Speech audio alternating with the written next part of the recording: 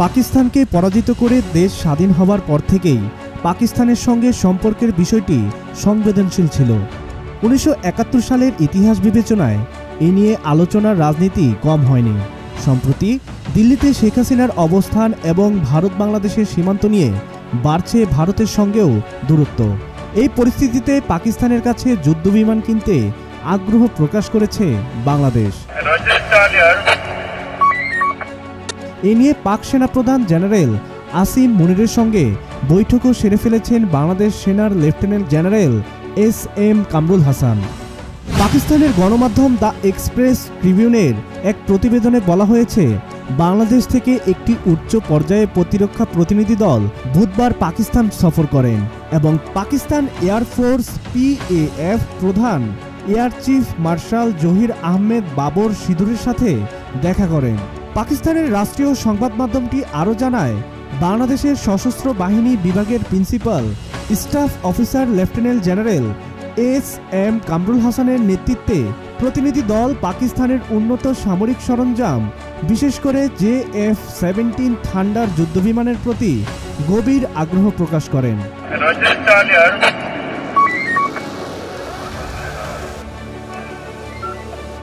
উল্লেখ্য, পাকিস্তানের JF-17 thunder যুদ্ধবিমানগুলো ওজনে তুলনামূলকভাবে হালকা এবং দিন রাতেও সব ঋতুতে হামলা চালাতে সক্ষম। অত্যাধুনিক এই যুদ্ধবিমানটি পাকিস্তান অ্যারোনটিক্যাল কমপ্লেক্স PAC ও চীনের চিংগুদু এয়ারক্রাফট ইন্ডাস্ট্রি কর্পোরেশনের যৌথ উদ্যোগে তৈরি।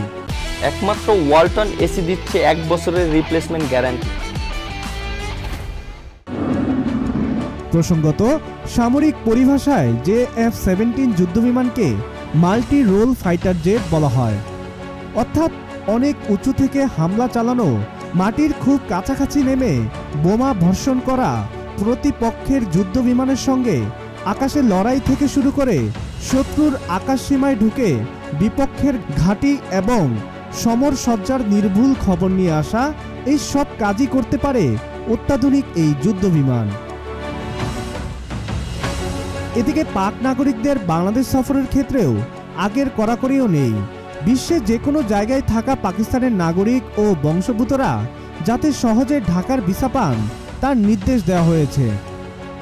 সাম্প্রতিককালে চট্টগ্রাম বন্দরে ভিড়েছে পাকিস্তানি পণ্যবাহী একাধিক জাহাজ। ব্যবসার ক্ষেত্রেও বাংলাদেশের বাজার খুলেছে ঢাকা।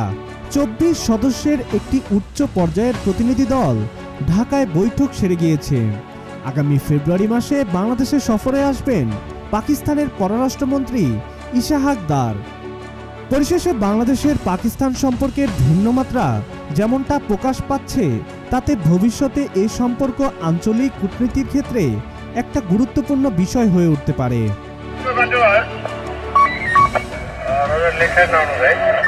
সাব্বির হাসান, মাছরাঙ্গা টেলিভিশন।